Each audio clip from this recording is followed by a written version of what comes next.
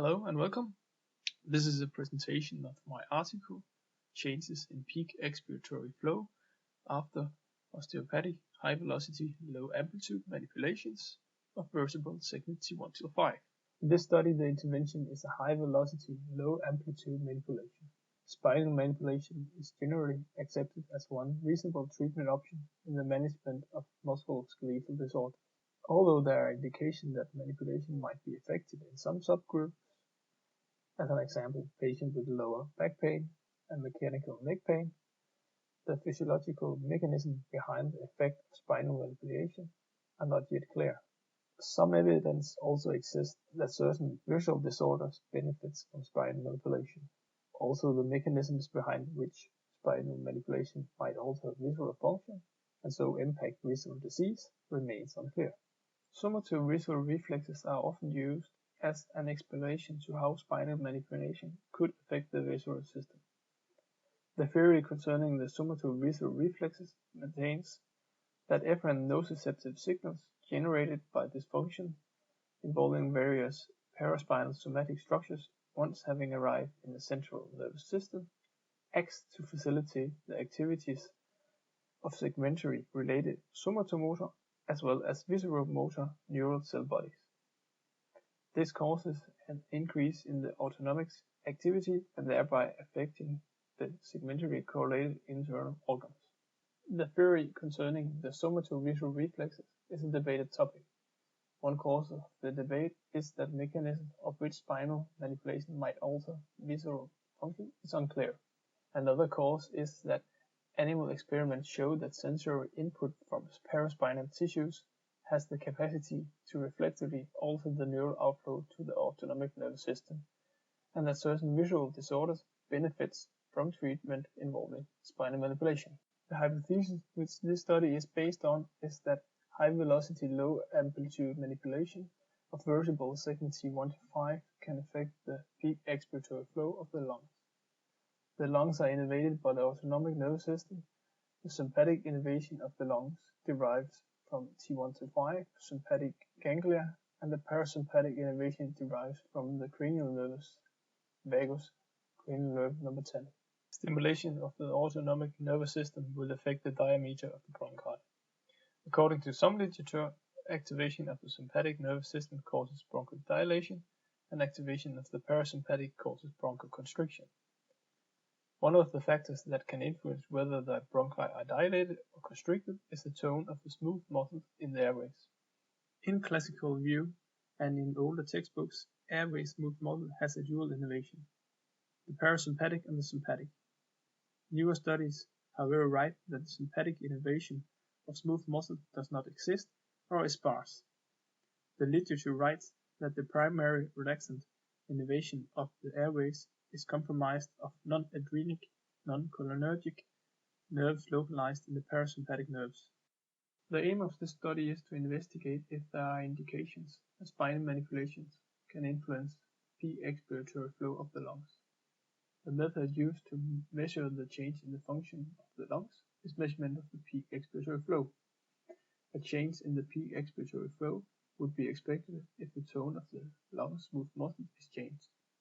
Such a change could be caused by changes in the activity of the autonomic nervous systems, thus giving an indirect indication of changes in the autonomic nervous system.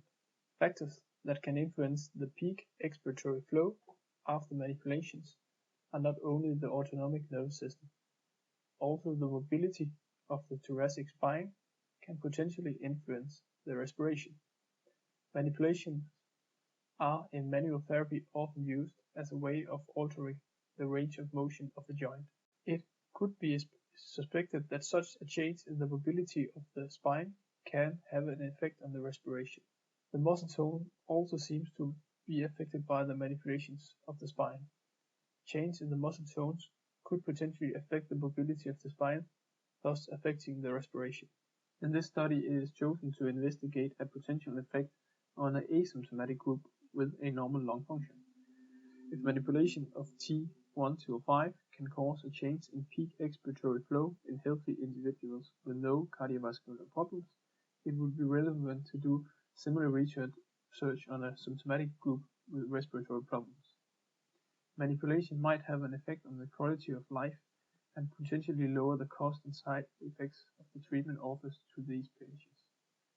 Studies regarding the effect of spinal manipulative treatment of patients with respiratory problems have already been done. These studies showed different results. The studies did not investigate what one technique applied to a group of patients had, but the treatment consisted of different interventions. This study, changes in peak expiratory flow of the osteopathic manipulations of vertebral segment T1-5 is based on the hypothesis HA. There is indication that high velocity, low amplitude manipulations of vertebral segment T1-5 affects the peak expiratory flow. If the hypothesis HA is rejected based on the results, the following null hypothesis is accepted. There is no indications that high velocity, low amplitude manipulations of vertebral segment T1-5 affects the peak expiratory flow. 30 test subjects participated in this study, 16 males and 14 females in the age 20 to 59. There were no control group. The inclusion criteria were that they were healthy and willing to participate, in the age 20 to 60 to secure full growth and diminish influence from arthritis, and the exclusion criteria were known diseases or damage of the cardiovascular system, known diseases or damage of thoracic spine and ribs, and pregnancy. The testing procedure was done by the researcher, educated physiotherapist and 5th-year student at the International Academy of Osteopathy. Before the testing began, all test subjects were screened on the basis of the inclusion and exclusion criteria. Before the test procedure, the therapist went through an informed consent with the test subject. The informed consent was signed by the test subjects and the safety tests were done. The test included palpation, stretch, percussion, vibration, and compression test of bony, inter- and peri-articular structures, and urological quick test was also done. When the initial screening on the basis of the inclusion and exclusion criteria and the safety tests were done, and these did not exclude the test subject from participating in the study, the testing began. Initially, the subject's peak expiratory flow was measured with a peak flow meter. The peak expiratory flow measurements were done using a Pinnacle peak flow meter. The measurements were done maximum 2 minutes prior to the manipulation were performed. The measurements were done with the test subjects in a standing position and without any tight-fitting clothes that could affect the respiration. The test subjects performed 3 peak flow measurements before the manipulation. The highest of the 3 measurements were recorded in a spreadsheet. The manipulations were performed by having the test subject lying supine with his/her arms crossed. The researcher was standing on the side of the test subject. The researcher placed one hand on the back of the test subject. The researcher used a hitchhiker grip with bilateral contact on processus transversus of the vertebra below the segmental level which the researcher wanted to manipulate. The researcher put his chest on the test subject's upper elbow, then lifted the head of the test subject and supported the neck with the upper hand. The subject's thoracic spine was side-bended towards the researcher. The movement barrier was found, and the researcher thrusted on the segmental level in a craniolateral direction. This procedure was done on vertebral level T1-5. After the test subject was subjected to manipulations of vertebral segmental level T1-5, the peak expiratory flow was retested. This was done maximum 2 minutes after the manipulation were performed. The test subject performed 3 peak expiratory flow measurements. The highest of the 3 was recorded. IBM SPSS statistics was in this non-randomized experimental trial used to evaluate the data of a paired sample t-test. The intervention showed no significant changes between the pre- and post measurements of the test subjects. The alpha level was set at 0.05. The p-value was 0.124. There were no control group in the study. As a consequence of the results, the following hypothesis H0 is accepted. There is no indication that high velocity, low amplitude manipulations of vertebral segment T1-5 affects the peak expiratory flow. The fact that the study showed no significant changes in pre- and post-measurements can be seen as an input to the debate concerning the somatovisual reflex. As the literature writes, the somatovisual reflex is a theory, and no study has shown clearly how spinal manipulations can affect the visual function. Even though studies have shown that sensory input from paraspinal tissues has the capacity to reflexively alter the neural outflow to the autonomic nervous system in animals, this does not imply that spinal manipulations on a human can alter the neural outflow to the autonomic nervous system. Therefore, further investigation on the topic somatovisual reflexes is necessary. The findings in this study, no significant changes in the pre- and post-measurements, also support newer studies. Newer studies write that the sympathetic innervation of smooth muscles in the lungs does not exist or are sparse. The literature writes that the primary relaxant innervation of the airways is comprised of non-adrenergic and non-cholinergic nerves localized in the parasympathetic nerves. The study can question the classical views and the older textbooks that write that the airway smooth muscle has a dual innervation, the parasympathetic and the sympathetic. One challenge in this study was that it was not possible to directly measure manipulation's effect on the sympathetic nervous activity. Such research requires a measurement method that directly measures the activity of sympathetic nervous activity after the manipulation. Such equipment would have increased the validity of the study, but was not available. The peak expiratory flow measurements can therefore only be seen as an indication of changes in the autonomic nervous system and not an exact measurement. The method used to measure the change in function of the lung is measurement of the peak expiratory flow. The peak expiratory flow was measured with a peak flow meter. The study has shown that the peak flow meter gives an accurate measurement of peak expiratory flow. However, the researchers who conducted the study experienced that some test subjects had difficulties using the peak flow meter. Some test subjects had difficulties expiring forcefully, which is necessary to get a measurement of the peak expiratory flow.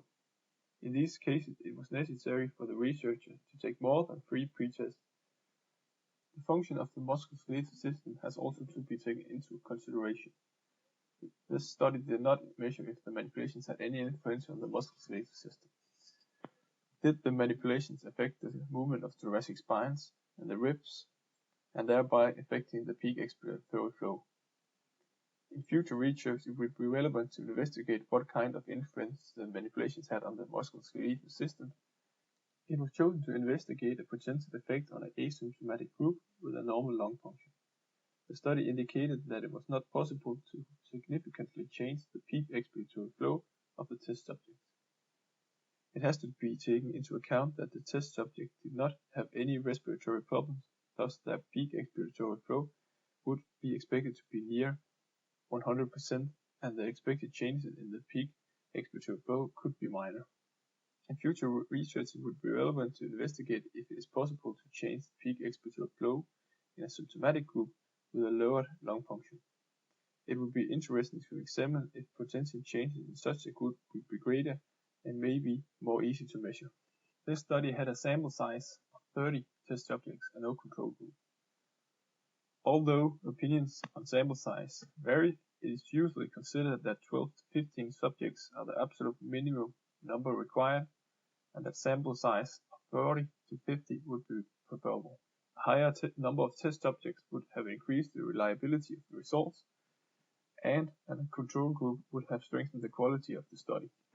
It can be concluded that the study showed no indication that high velocity, low amplitude manipulation of vertebral segment T1-5 affects the peak expiratory flow. In future studies, it would be relevant, if possible, to directly measure the activity in the sympathetic nervous system after the manipulation and not only indirectly via the peak expiratory flow.